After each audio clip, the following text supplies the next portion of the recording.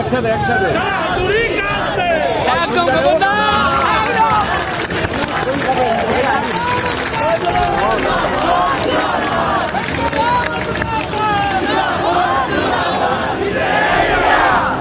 आप सबको ये काम जरूर करेंगे इस बार।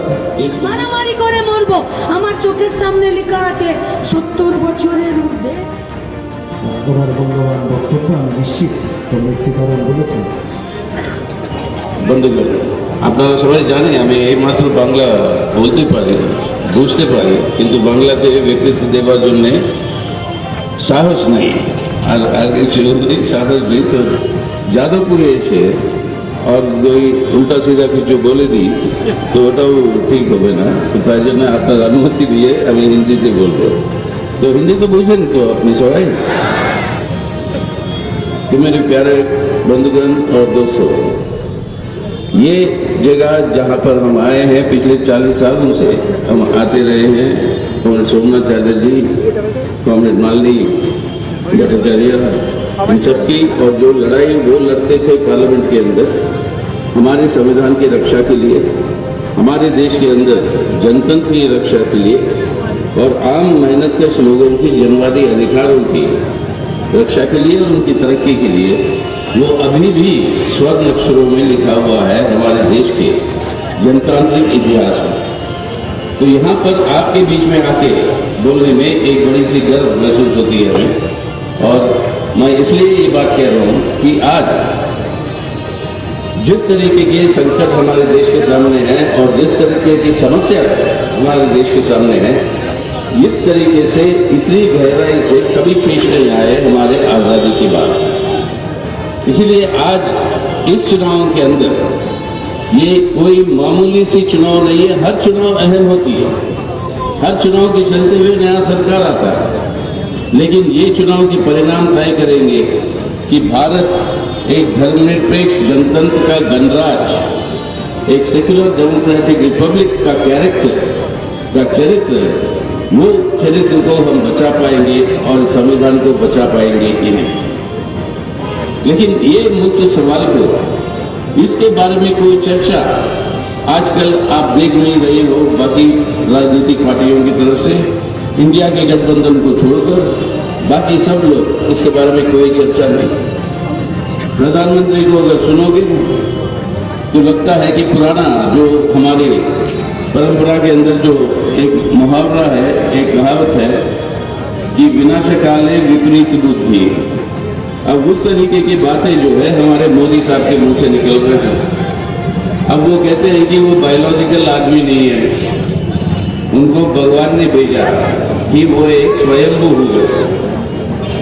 अब हिंदू परंपरा में स्वयंभू तीन ही है, ब्रह्मा विष्णु और महेश्वर। अब ये चौथे आगे मोदी साहब अपने और ये बोलने लगे कि मैं स्वयंभू हूँ, तो मुझे जो है भगवान ने भेजा अपने काम करने के लिए। क्या है वो काम? कि देश के अंदर 20% की आबादी को आप जो है खत्म करें, उसको जो है दूसरी सिटीजनशिप की दर्जा दें, नफरत पैदा करें और जहरीली नफरत हमारे देश के अंदर माइनॉरिटीज के खिलाफ, और इस हद तक पैदा करें कि उनके ऊपर जो आक्रमण और जो हमले होते हैं, जानलेवा हमले, वो सब जो है बर्दाश्त करनी पड़ती है। यानी इस तरीके का उनको दायित्व दिया है ईश्वर ने, जैसे वो कहते हैं कि मणिपुर के अंदर इतने महीनों से पूरा जल रहा, हमारे बहनों की इज्जत लूटी जा रही है, उनके ऊपर अत्याचार हो रहा है, एक शब्द अपने मुंह से नहीं निकलता है प्रधानमंत्री का। वो क्या इंसानियत की रक्षा कर पाए? लेकिन उनके भी भक्त हैं जो कहते हैं कि महाप्रभु जगन्नाथ महाप्रभु जो पुरी के अंदर है, वो जो है हमारे मोदी साहब के भक्त है।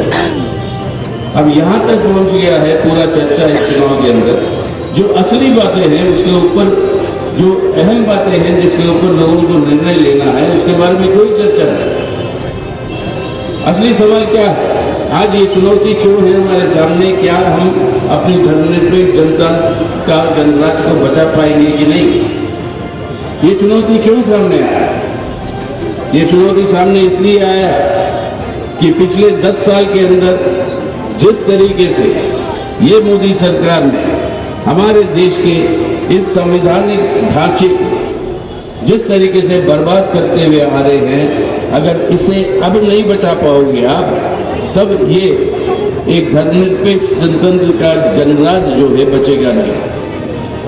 हमारे संविधान के 4 बुनियादी स्तंभ है और ये 4 स्तंभ को आप लेकर देख लीजिए पिछले पिछले 10 साल में उनके साथ क्या व्यवहार हुआ। पहला स्तंभ है आपके देश के अंदर एक धर्मनिरपेक्ष जनतंत्र था, सेक्युलर डेमोक्रेसी। दूसरा स्तंभ है आपका economic self sovereignty, economic self sufficiency नहीं, आर्थिक आत्मसंप्रभुता। संप्रभुता का मतलब है देश का जनता देश की संपत्ति के मालिक है, कोई सरकार इसका मालिक नहीं है, ना कोई पूंजीपति इसका मालिक है। संविधान कहता है कि मालिक आप और हम और इस देश की आवाम। तीसरा मुख्य स्तंभ वो है सामाजिक न्याय, सोशल जस्टिस। और चौथा आपका फेडरलिज्म, केंद्र और राज्यों के बीच में जो संबंध और राज्य सरकारों के अधिकार। इन चारों स्तंभों के ऊपर आप पीछे पलटकर अगर आप देखेंगे तो इस 10 साल के अंदर बहुत ही गहरा हमला होते हुए आ रहा है। धर्मनिरपेक्षता का एक बात ले लीजिए, अभी हाल में दो हफ्ते पहुंच चुका कि लोग निकलकर नहीं आ रहे वोट डालने के अंदर। इसका मतलब है जो 400 पार का नारा जो दे रहे थे वो तो लागू नहीं हो पाएगा। अगर पिछले बार जो मिला है वो भी अगर उसका भी रक्षा करनी है तो बिना लोगों के बीच में फूट डालकर इस सांप्रदायिक ध्रुवीकरण को, ये कम्युनल पोलराइजेशन को और तेजी के साथ नहीं बढ़ाएंगे तो और चारा नहीं है उनके लिए जीत का। यानी एकमात्र हथियार उनके पास जो है वो हथियार है सांप्रदायिक ध्रुवीकरण, और उससे आधार पर जहर भरा हुआ हिंसात्मक जो प्रचार जो उनका जो चलता है उस प्रचार को और तेज करेगा। यही एकमात्र उनके पास हथियार बचा हुआ है और उसी हथियार का प्रयोग आज जो है पूरी तरीके से किया जा रहा है पूरे देश में। तो इस तरीके से आज हमारे देश के अंदर कई सारे भाजपा के जो सरकारें हैं राज्यों में, उन सही सारे राज्यों में कई सारे कानून पारित किए कर चुके हैं, कहीं पर लव जिहाद के नाम पे, कहीं पर गौरक्षा के नाम पे, कहीं पर यूनिफॉर्म सिविल कोड के नाम पे। लेकिन सबका एक ही मकसद है कि टारगेट करो माइनॉरिटीज को, और ये टारगेट करके माइनॉरिटीज को नफरत पैदा करना जो यहाँ तक पहुँच गए उत्तर प्रदेश में कि बुलडोजर पॉलिटिक्स के रूप ले लिया। माइनॉरिटीज की पूरी घर और उनकी संपत्ति और दुकानों के ऊपर ये हमले करके उनको बुलडोजर से रेस करवा दो। ये सब क्यों कर रहे हैं और ये समझना जरूरी है आप लोगों को। यहाँ ये हमारे भारत के अंदर एक सांस्कृतिक राजनीतिक एक बदलाव का जन्मभूमि है ये बंगाल और ये कलकत्ता और ये जादवपुर। यहाँ से आपका रिनाइजेंस का शुरुआत होता है। कल राजा राममोहन रॉय का जन्म शताब्दी नहीं, जन्म एनिवर्सरी था। जो एक राजा सती के खिलाफ जो प्रचार करके जो हासिल भी करता है, जो लाइब्रेरी बनाता है मॉडर्न एजुकेशन के लिए, इस तरीके की परंपरा और रिनाइजेंस की जो माहौल जो बंगाल के अंदर है, इसका आज के दिन इसको पुनः उद्धार करने की जरूरत है, वरना हमारे देश की परंपरा को हम नहीं बचा पाएंगे। कौन सी परंपरा? जो परंपरा आज ये नष्ट करना चाहते हैं। क्यों हो रहे ये हमले हमारे संविधान पे?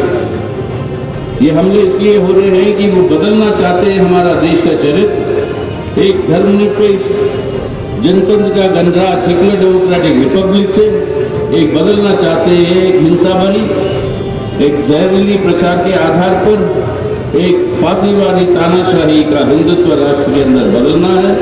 अगर ये बदलना है जो उनका मकसद है, जो आरएसएस का डिक्लेयर्ड ऑब्जेक्टिव है, अगर इस रूप में बदलना है तो इस संविधान को ध्वस्त करना उनके लिए अनिवार्य हो जाता है। और जो उसको रोकना चाहते हैं, जो भारत को जैसे हम पहचानते हैं, उस भारत की बचत के लिए जो लड़ रहे हैं, उनके लिए ये अनिवार्य हो जाता है आज इस संविधान की रक्षा करना। तो ये हमारे देश के अंदर आज बैटल लाइन है। कौन है संविधान के रक्षक, कौन है संविधान को नष्ट करने वाले, और ये चुनाव तय करेगा, इस चुनाव के नतीजे तय करेंगे कौन जीतेगा कौन हारेगा। तो ये सिर्फ धर्मनिरपेक्षता पे ही नहीं, ये हमले जनतंत्र पर देखिए। आज जनतंत्र के नाम से आज सैकड़ों लोग जो है आज आपके जेल में पड़े हुए हैं, जिनके ऊपर उनका अपराध क्या है, क्राइम क्या है, वो क्राइम का चार्जशीट भी अभी तक उन लोगों को दिया नहीं गया। 6-6 साल से 7-7 साल से वो जेल में पड़े। अभी तक कानून का मतलब क्या था, देश के अंदर न्याय का मतलब क्या था? न्याय का मतलब ये है और ये था, लेकिन आज उसको बिगाड़ा जा रहा है, लेकिन ये होनी चाहिए। न्याय का मतलब ये है कि अगर मेरे ऊपर कोई आरोप लगेगा, मैं जब तक निर्दोष हूं, जब तक ये आरोप साबित होकर मुझे एक क्रिमिनल के रूप में साबित नहीं करता। अगर मेरी मोदी सरकार के अंदर हुआ क्या, न्याय का मतलब क्या है कि मैं अपराधी हूं जब तक मैं खुद साबित करूं कि मैं निर्दोष हूं। यानी साबित करने का कि मैं निर्दोष हूं मेरे ऊपर, कानून के ऊपर नहीं, पुलिस के ऊपर नहीं, कोर्ट कचहरी के ऊपर नहीं। और क्योंकि चार्जशीट भी दिया नहीं, मैं अपने आप को साबित नहीं कर सकता, तो इसलिए जेल में पड़े रहे। ये है जनतंत्र की हालत आज देश में। और कई सारे हमारे पत्रकार जो सरकार के विरोध में कुछ बातें ही, बहुत सारे हमारे इंटेलेक्चुअल जिसको अर्बन नक्सल के नाम से उनको जो है जेल के अंदर डाला गया, आज भी पड़े हुए। एक फादर का वहां पे मौत भी हो जाती है, बेचारे हमारे फादर स्टैंड का। लेकिन ये हालत जनतंत्र को कुचलने का, यानी आपके सेक्युलर डेमोक्रेसी को कुचलने का। और साथ ही साथ दूसरा स्तंभ की हालत आप देखिए, जिनके लिए एक तरसता भारत, एक चमकता भारत, एक तरसता भारत, ये है मोदी साहब की आर्थिक नीतियों के चलते। और ये मुनाफे यहाँ तक बंद नहीं हुए। कल अखबार में देखा होगा किस तरीके से अदानी साहब, हमारे प्रधानमंत्री के बहुत बड़े दोस्त, उन्होंने किस तरीके से लो ग्रेड की कोल का इंपोर्ट किया, हाई ग्रेड दिखाया, दाम बढ़ाया और लाखों करोड़ों रुपए के मुनाफे बना दिए। इसके ऊपर कोई ईडी सीबीआई जाती नहीं है। लेकिन ये है हमारे देश के अंदर लूट मची हुई। और सबसे बड़ी बात, इस 10 सालों के अंदर मोदी साहब ने 16 लाख करोड़ रुपए, 16 लाख करोड़, यानी 16 के बाद 12 शून्य जोड़िए, 16 लाख करोड़ रुपए के कर्जा जो लिया था, कर्जे जो लिए थे, देश के बड़े बड़े पूंजीपति जो मोदी साहब के मित्र हैं, वो सब कर्जे माफ कर दिए। 16 लाख करोड़ रुपए के कर्जे। अगर ये पैसा इस्तेमाल होता जनता के लिए, लोगों के लिए, सबको शिक्षा हम दे सकते थे, सबको स्वास्थ्य हम दे सकते थे, एक नया भारत हम बना सकते थे, हमारा भटकता हुआ नौजवान को रोजगार, स्वास्थ्य और शिक्षा दे सकते थे। नहीं, लेकिन ये लूट मची हुई है। उल्टा हमारे किसान जब वो चाहते हैं कि उनके 20,000, 30,000 का जो कर्जा अन्नदाता है जो हमें खिलाकर जिंदा रखते हैं, जब वो उनको जो है वो अपनी कर्जा माफी के लिए कहते हैं, तब मोदी साहब और मोदी सरकार कहते हैं कि पैसे नहीं। अब ऐसी हालत में आज देश का लूट जो मची हुई है, इसके चलते हुए हालत क्या है लोगों की? सबसे ज्यादा बेरोजगारी देश में 42%, 42% हमारे देश के अंदर ग्रेजुएट्स अनएम्प्लॉयड है। ग्रेजुएट्स हमारे देश के अंदर पिछले 10 साल में रियल वेजेस जो वेतन है मजदूरों की वो सही नाम से, अगर आप महंगाई को हटाकर देखें, वो सही नाम से पिछले 10 साल में वो बढ़ा ही नहीं, वो एकदम स्थगित है, स्टैग्नेंट है। बेरोजगारी बढ़ रही है, वेतन स्टैग्नेंट है, महंगाई बढ़ रही है। इसका रिजल्ट क्या है? तो ये जो लूट जो मची हुई है देश की, हमारी आर्थिक संप्रभुता दूसरा स्तंभ जो है वो बर्बाद हो गया, और साथ ही साथ भ्रष्टाचार। अब ये इलेक्ट्रल बॉन्ड्स का जब ये केस आया था पार्लियामेंट में, जब था मैं, जब उस समय वो बहस में हम जब कह रहे थे कि ये लीगलाइजेशन है पॉलिटिकल करप्शन का, आपने जो है इसको कानूनी दर्जा दे दिया राजनीतिक भ्रष्टाचार का। और हमने ना सिर्फ विरोध किया, उसके खिलाफ वोट डाला, और वोट राज्यसभा में अमेंडमेंट्स हम जीत गए, वो लोकसभा में ले जाके उनकी मेजोरिटी से पारित करवा के उसको कानून बना दिया। तभी से हमने डिक्लेयर कर दिया कि मार्क्सवादी communist party CPIM erectile bond से 1 पैसा लेगी नहीं, क्योंकि ये राजनीतिक भ्रष्टाचार है। और आज तक एकमात्र पॉलिटिकल पार्टी जो 1 पैसा नहीं लिया इलेक्ट्रल बॉन्ड से, वो है आपके सीपीआई। इसलिए सुप्रीम कोर्ट ने हमारी पिटीशन को स्वीकार किया कि सिर्फ आप ही के पास ये लोकल स्टैंड है, क्योंकि आपने इलेक्ट्रल बॉन्ड्स का पैसा नहीं लिया। लेकिन ये पूरा अनकॉन्स्टिट्यूशनल ठहराते हुए सुप्रीम कोर्ट ने उसके पूरे के पूरे कांड के ऊपर से निकला क्या? देश के अंदर आज एक माफिया स्टाइल सरकार चल रही है। क्या दिखाया है ऐसे 3 तरीके जो मोदी सरकार ने अपनाया है पैसे बनाने के लिए, ये भ्रष्टाचार करने के लिए। पहला तरीका, आप कंपनियों के मालिक को बुलाओ और बोलो इलेक्ट्रल बॉन्ड्स खरीदो और बीजेपी को जमा करो, नहीं तो आईटी या ईडी या सीबीआई तुम्हारे पीछे आएगी, तुम अरेस्ट हो जाओगे। ऐसे हजारों करोड़ रुपए कई सारे मालिक दिए होंगे।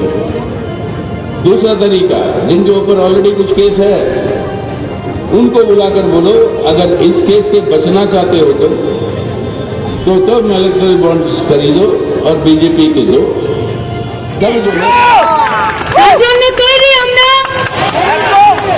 ভোট আমাদেরকে দিতে হবে দল বেঁধে, জেতাতে হবে লাল ঝান্ডাকে, বাঁচাতে হবে দেশকে, বাঁচাতে হবে এদেশের গণতন্ত্র, এদেশের डेमोक्रेसी, এদেশের सेकुलरिज्म के। वो लोग झूठ बोलते हैं कि हम लोग पश्चिम बंगाल का डेमोक्रेसी को जिताना चाहते हैं। ভারতবর্ষের ধর্মনিরপেক্ষতা না বাঁচলে এদেশে গণতন্ত্র বাঁচতে পারে না। আর এরা মিথ্যা কথা বলছে যে এরা দেশের ধর্মনিরপেক্ষতাকে বাঁচাতে চাইছে। আমরা বলছি, লাল ঝান্ডা বলছে গণতন্ত্র না বাঁচলে ধর্মনিরপেক্ষতা বাঁচতে পারে না। তাই इस देश का सरकार, इस देश का पार्टी जो भाजपा का पार्टी है, आज वो झूठ बोल रहा है और झूठ को देशभक्ति का नाम दिया हुआ है। रोटी, कपड़ा, मकान, रोजगार, राशन और लोकल ट्रेनों का बात अगर कोई करता है उसको देशद्रोही कहा जाता है। और सनातन धर्म के नाम पर 250 करोड़ रुपए बीट কোম্পানি থেকে নিয়ে নিজের পকেট গরম করা কে দেশভক্তি বলে। আমরা এই দেশভক্তির বিরুদ্ধে লড়তে চাইছি। আমরা ওই দেশভক্তির বিরুদ্ধে লড়তে চাইছি যে দেশভক্তি মণিপুরে আমাদের মায়েদেরকে উলঙ্গ করে হাঁটাতে চায়। আমরা সেই দেশভক্তির বিরুদ্ধে লড়তে চাইছি जहां को जहां अमीरों को कर्ज माफी मिलता है और प्रत्येक दिन एगोटा भारतवर्षের 35টা করে কৃষককে সুইসাইড করতে হয়। আমরা ওই ডেমোক্রেসির বিরুদ্ধে कलकारखाना नहीं बनाने चले थे विश्वगुरु। आज 5 किलो का लाइन पर राशन लेने के लिए खड़ा कर देने वाला अगर विश्वगुरु बनाने चाहते हैं तो ये रकम विश्वगुरु আমরা এই পশ্চিমবঙ্গের বেকার ছেলে মেয়েরা হতে চাই না। इन लोगों का बस एक ही नारा, एक ही काम, चोरी करो और झूठ बोलो सुबह शाम और पकड़े जाओ तो जय श्री राम। এই জয় শ্রী রামের বিরুদ্ধে গোটা ভারতবর্ষের মানুষ লড়ছে। শুনে রাখুন, হাতি বেঁধে দিল এবারে মোদির প্রধানমন্ত্রী একক সংখ্যা সংখ্যাগরিষ্ঠতায় হওয়া যাবে না, আর তার গ্যারেন্টি আমরা নিচ্ছি। এ গোটা দেশের মানুষ, স্বাধীনতা সংগ্রামের মানুষ, আজাদির লড়াইয়ে যারা লড়েছে, তারা এই গোটা পশ্চিমবঙ্গে, গোটা ভারতবর্ষে বিজেপির ঠাঁই এই ভারতবর্ষে নেই। আরে কি হবে এদেশের প্রতি? আমরা চাই এখানে স্কয়ার সঙ্গে যুক্ত হয়ে বন্ধ কারখানার জমিতে আবাসন নির্মাণ করে পৌরসভাকে বেআইনি প্ল্যান পাস করিয়ে দিয়ে সেই জমিতে যারা ভ্যালুয়েশন কমিয়ে দিয়ে আর ফ্ল্যাটগুলোকে বিক্রি করে নিজেদের পকেট গরম করছে, আমরা সেই সিন্ডিকেটে নাম লেখাতে চাই না। আমরা চাই না পুকুর বুঝিয়ে দিয়ে, নালা বুঝিয়ে দিয়ে, গাছ কেটে দিয়ে সেখানে অবৈধ নির্মাণ করা। আমরা চাই না যদি প্রিয় বাকুবিরান মতো বাকিপুরের মতন চাল বিক্রি করে দিয়ে রেশনের, মিড ডে মিলের, হসপিটালের, জেলের চালগুলোকে আর কয়টা দিন বাকি? এই কটা দিন তৃণমূল বেছে বেছে জ্বালানোর চেষ্টা করবে, দাঁতে দাঁত চিপে ওটা মেরে যেতে হবে। ওরা চেষ্টা করবে প্রলোচনা তৈরি করার, খেপানোর, গোলমাল পাকানোর এবং আমাদের ওই গোলমালে ব্যস্ত করে দেবে। আর আমাদের চেষ্টা করতে হবে যত বেশি সম্ভব মানুষের কাছে যাওয়া, মাথা ঠান্ডা করে। পুলিশ প্রশাসন ওগুলো থাকবে, ওগুলো আছে, কিন্তু শেষমেশ ভোটের দিন দল বেঁধে সকাল সকাল ভোট দিতে যেতে হবে। কারো বাবার ক্ষমতা নিয়ে এবার ভোট ভোট করবে, ভালো করে লড়তে হবে। আমরা আছি, আমাদের ভারতীয় আছে, জেতার মতো করে লড়তে হবে। কোন সমীক্ষায় কী দেখাবে আমি জানি না, চাঁদে কী হবে, মঙ্গল গ্রহে কী হবে জানি না। আমি আগেও বলেছি, আবার বলছি, যাদবপুর সিপিএম জিততে পেরেছে। যাদবপুর আমরা লড়তে জিনিসের দাম কমানো, চাকরি, 100 দিনের কাজ ফেরানো, স্কুল কলেজ হাসপাতাল, এই বন্দোবস্তগুলো করতে হবে।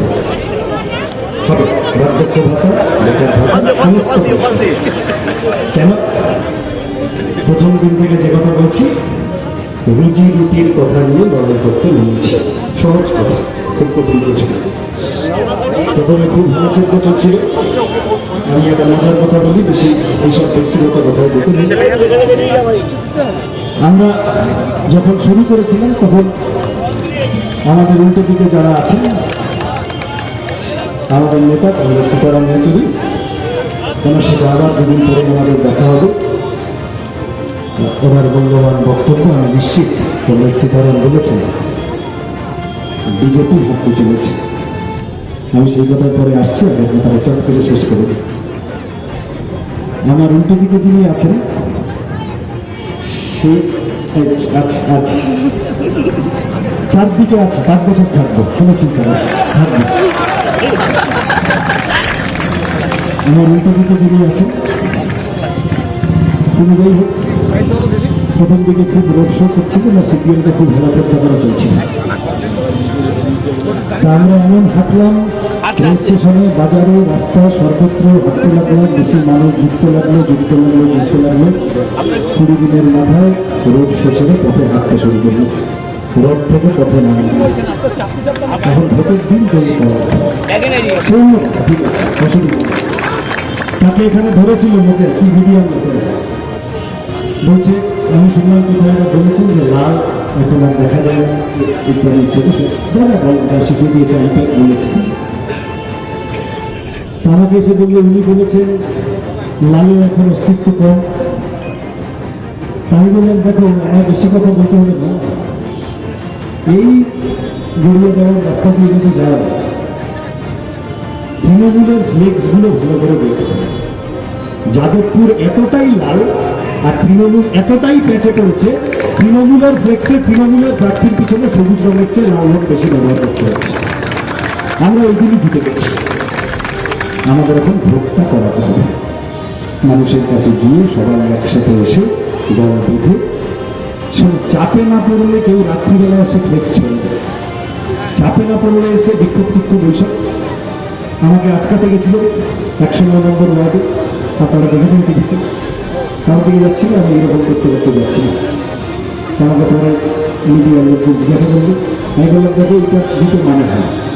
একটা মানে হচ্ছে থামস আপ, তৃণমূল করেছে ঠিক আছে, ভালো হয়েছে, গুড। আরো একটা মানে হলো কি, তা তোরা আমার কচু পড়ে ঘন্টা করে দে। আমরা রাস্তায় আছি, আমরা রাস্তায় থাকবো, যেটার জন্য স্কুল, কলেজ, হাসপাতাল অনেকগুলো পরিকল্পনা আছে। কারণ চারপাশে সিপিএম এর নামে গালাগালি না দিয়ে ভাত হজম হচ্ছে না। যেখানে পথসভা করছে সিপিএম এর নামে প্রচন্ড গালিগালাজ চলছে, শুনছি। ওগুলো চলুক, ওগুলো ভালো, ওসব যা পাচ্ছে করছে, যত পারছে গালিগালাজ করুক, কিন্তু বুঝে নিতে হবে এই লাল ঝান্ডা অনেক বেশি প্রস্তুত, অনেক বেশি নাটোসাটো, অনেক বেশি মানুষকে সঙ্গে নিয়ে নেমেছে, জেতার জন্য নেমেছে, রুজি রুটির কথাকে রাজনীতির মঞ্চকে ফিরিয়ে আনার জন্য নেমেছে। আমি একটু আগে সীতারাম বলেছেন, মীনাক্ষী নিয়ে পরে বলব, বিজেপি থাকছে না। যাদবপুরে তো ছেড়ে দেওয়া গল্পই, গোটা দেশ জুড়ে বিজেপি আস্তে আস্তে পাতলা হচ্ছে। বড় ফুলের এখানে নির্দিষ্ট ভূমিকা, কিছু ভোট কাটাকাটি করে যদি ছোট ফুলের সুবিধা করা যায়। দেখতে পদ্ম ভালো, ঠিক আছে, কিন্তু পদ্ম পাতার তলায় সাপ লুকিয়ে থাকে। বড় ফুলে ভোট দিয়ে ভোট নষ্ট করার কোনো মানে নেই। আমি যা শুনছিলাম এইখানে, এই সুকান্ত সাথের মুখেই বোধ হয় দুদিন আগে কি একটা মিটিং করেছে, আমি শুনছিলাম। তো আমি একজনকে জিজ্ঞাসা করলাম, আসামের মুখ্যমন্ত্রী, তিনি ওখানে খুবই গঙ্গাবাজি করতে, তার নাম আছে, তো তিনি এসেছিলেন। আমি একজনকে জিজ্ঞাসা করলাম, বাবা কে কটা লোক হয়েছিল রে? বললো, দাদা স্টেজে যে কটা লোক ছিল, স্টেজের নিচেও সেই কটা লোক ছিল। তো ঠিক আছে, অসুবিধা নেই, যে যার মতো পাচ্ছে করুক। কিন্তু যাদবপুরে বিজেপি জেতা তো ছেড়ে দিন, দুটো বাড়তি ভোট পেলে আমার হাতে টানতে চুরি যাবে, হবে না। তবে লড়াই সিপিএম এর সাথে তৃণমূলের 7টা লোকসভা জয়, আর এই 7টার মধ্যে যাদবপুর তৃণমূল বাড়তি। আজকে মঞ্চে উপবিষ্ট মঞ্চের সভাপতি খোকনদা, কংগ্রেসের অমর ভট্টাচার্য, মঞ্চে উপস্থিত রবীন দেব, আমার বাম কংগ্রেসের বন্ধুরা, আমি বেশি কথা বলবো না, আপনাদের নেতারা আসবেন তার আগে আমি দু একটা কথা আপনাদের সামনে বলি। বলছে উত্তরবঙ্গ থেকে দক্ষিণবঙ্গে আস্তে আস্তে মাননীয় মুখ্যমন্ত্রীর মাথা খারাপ হয়ে গেছে। মুখ্যমন্ত্রী বলছে, মাননীয় মুখ্যমন্ত্রী যে দুর্নীতির পাহাড় তৈরি করেছে আমার আগে, আপনার এখানে যিনি বলছিলেন যে বামফ্রন্ট সরকারের সময় একটা নিয়ন্ত্রণ ছিল, আমি বলছি নিয়ন্ত্রণটা এখনো আছে, তৃণমূলের মধ্যে নিয়ন্ত্রণ আছে, তবে সেটা করাপশন করার নিয়ন্ত্রণ, অর্গানাইজড করাপশন কালীঘাট থেকে হয়। ওই কালীঘাট আর ক্যামাক স্ট্রিটের অর্গানাইজড করাপশন চলছে পশ্চিমবাংলায়। তার নিয়ন্ত্রণের ভাগ কি?